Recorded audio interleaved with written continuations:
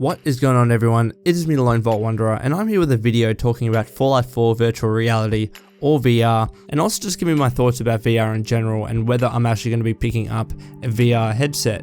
So first of all, I want to highlight the Bethesda.net article that I'm talking off of, which is linked in the description below, but it gives a bit of an overview of Fallout 4 VR, and then I'll talk about my thoughts. So the article starts by saying, at this year's B3 Plus event, Bethesda demoed 2 virtual reality experiences.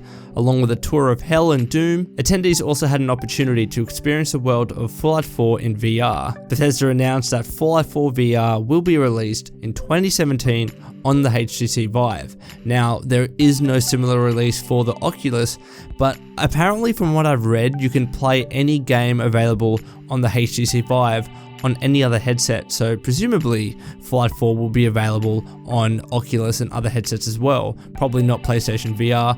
I don't know at this stage, but at the very least it's available on the Vive. Now, from what I've read, while Fallout 4 VR is a bit glitchy and obviously has a lot of work to do, it is still really cool. It's a really immersive experience, and Fallout 4 is one of those games that works really well in VR, at least from what I've read anyways. However, coming from an Australian, VR is a very different kettle of fish, because if I was to actually wanting to purchase a HTC Vive, get it shipped over to Australia, and largely because of how bad the Australian dollar is compared to the US dollar, I would have to pay overall about $1,200 plus Australian if I'm going to get a HTC Vive.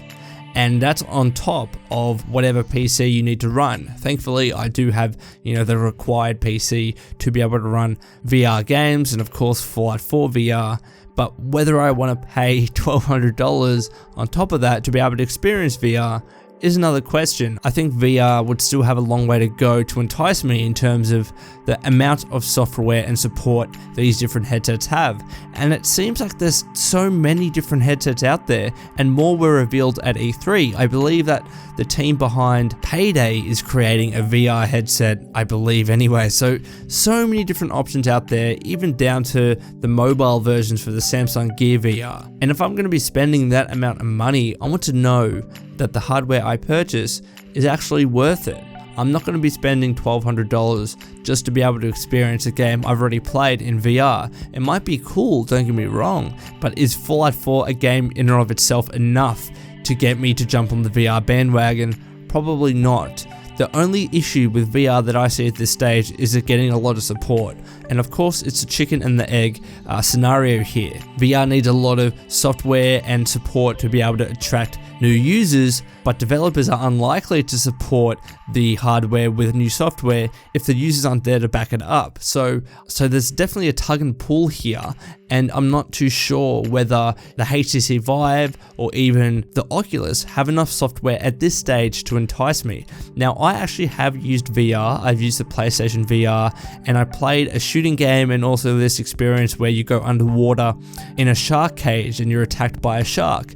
It was really cool, don't get me wrong, I liked it. I would love to be able to have a VR headset at home. I'd probably want to get something a bit more advanced than the PlayStation VR, because to me, after playing PC for so long, the graphical fidelity of the PlayStation VR just wasn't there. Like, it seemed a bit blurry at stages for me, but the experience was really cool, and I think PlayStation VR is a great alternative for those that don't want to spend as much money on VR, or at least the Vive and the Oculus is out of their budget. But again, $1,200 to get the HTC Vive, I don't think it's worth it at this stage. Obviously, we know that there will be a price drop eventually, and as that price drop comes, there's going to be more games released for this hardware. Now, Pete Hines does sum this up really well when he states that we think VR is the perfect fit for truly immersive games like our massive open world RPGs. I think he's right. I think in terms of VR games like Fallout and games like Skyrim and the Elder Scrolls in general are perfectly suited to VR because they're so immersive, they can be played in first person, and they're games where you can just sit there for hours on end just exploring. I would love to be able to have that experience in VR, but again, pricing is an issue.